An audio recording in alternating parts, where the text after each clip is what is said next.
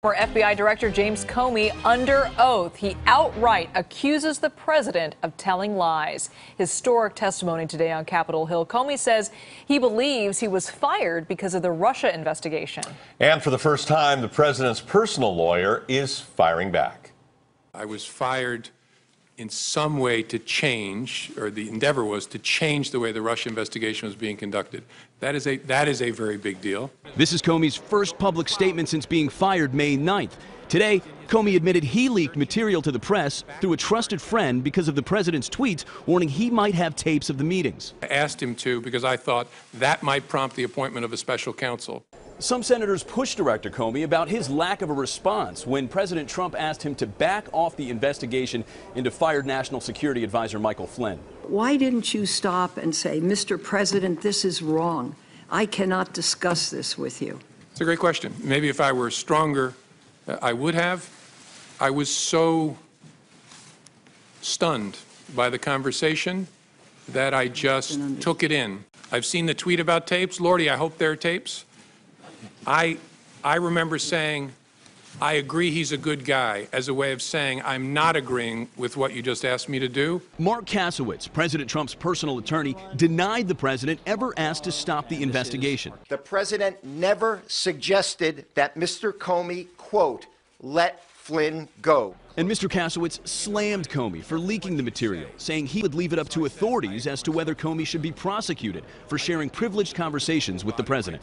The president feels completely vindicated and is eager to continue moving forward with his agenda, with the business of this country, and with this public cloud removed. That was Mola Lenghi reporting. And President Trump's lawyer did withhold comment until the end of the hearing, but the president's son was live tweeting the entire time. Veronica Dela Cruz joins us now with that and how some Bay Area people watched the hearing today. Veronica? Yeah, well, Liz and Ken, Donald Trump Jr. started a running commentary on Twitter today, tweeting more than 40 times nearly 2.5 hours into Comey's testimony. What sparked tweet number one were questions regarding Comey's claim that the president asked him to end the investigation into Michael Flynn. Do you know of any case where a person has been charged for obstruction of justice, or for that matter, any other criminal offense, where they said or thought they hoped for an outcome? I don't know well enough to answer. And the reason I keep saying his words is I took it as a direction. Right. I mean, this is the President of the United States with me alone saying, I hope this. I took it as this is what he wants me to do. Now, I didn't obey that, but that's the way I took it. You may have taken it as a direction, but that's not what he said. Correct. That's why he said, I hope. Those are exact words. Okay. Correct. Now, this was Trump Jr.'s response, quote, knowing my father for 39 years, when he orders or tells you to do something, there is no ambiguity. You will know exactly what he means. Hoping and telling are two very different things. You would think that a guy like Comey would know that. Hashtag give me a break. This morning, several bars in San Francisco held Comey watch parties. Popular watering holes on Nob Hill and in the Mission District opened at 6 a.m. so people could come in, sip beers, and see the much-anticipated testimony together.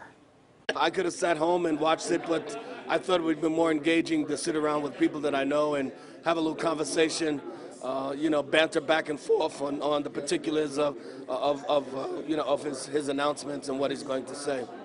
And there were similar scenes at pubs and sports bars around the country. One woman called today's live broadcast of the hearing the Super Bowl of politics. Ken?